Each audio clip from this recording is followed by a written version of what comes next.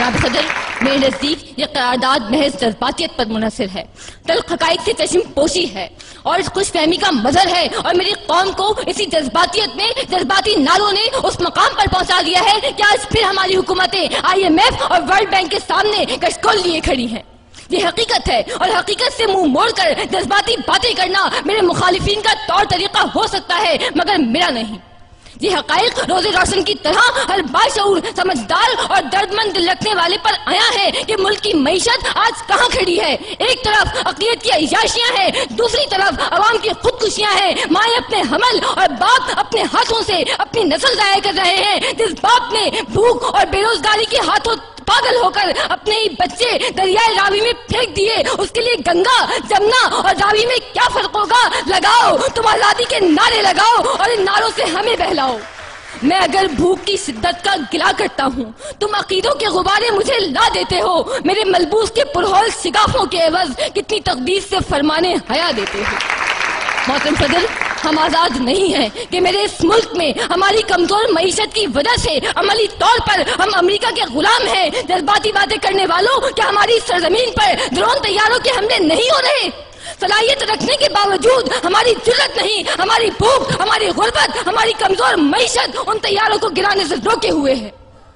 محترم صدر، یہ کس قسم کی آزادی کی بات کر رہے ہیں؟ یہاں لوگ بھوکے، بے روزگار، بے آسرا اور بے اماں ہیں۔ نام رکھا ہے اسلامی جمہوریہ پاکستان، دین ہے اسلام، قومی اسمبلی کے باہر لکھا ہے کلمہ طیبہ، اور میراثی پن کرتے ہیں مغربی جمہوریت کا۔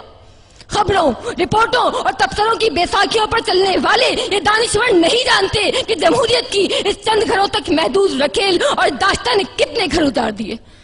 محترم صدر، میں قائد ایوان کے سوال کے جواب میں سوال کرتی ہوں کہ کیا ہمیں پاکستان اسی لیے دیا گیا تھا کہ ہم یہ دیکھیں کہ لاقانونیت اور معاشرے کی جڑوں میں تیزاب کی طرح پھیلی ہوئی کرپشن اپنی آخری حدود سے بھی تجاوز کر چکی ہے، ڈینجر زون عبور کر چکی ہے، معمولی سے معمولی اور جائز کام کے لیے بھی دام درکار ہے۔ سماج ایک شفاف منڈی میں تبدیل ہو چکا ہے، جہاں قدم قدم پر میرٹ مسلوب ہے، جہاں محکمہ تعلیم جہالت کی تھوک منڈی ہے، جہاں عدالتوں میں انصاف رلتا ہے، جہاں قانون ساز قانون کی بوٹیاں نوچنے میں فخر محسوس کرتے ہیں، اور جہاں عوام اور اقتدار دو مختلف بلکہ متضاد قوتوں کا نام ہے۔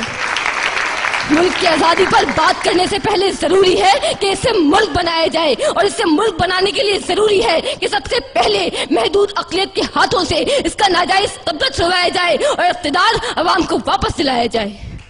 مجھے امید ہے کہ تمام حقائق کو مد نظر رکھتے ہوئے یہ باشعور ایوان اس قرارداد کو مسترد کر دے گا۔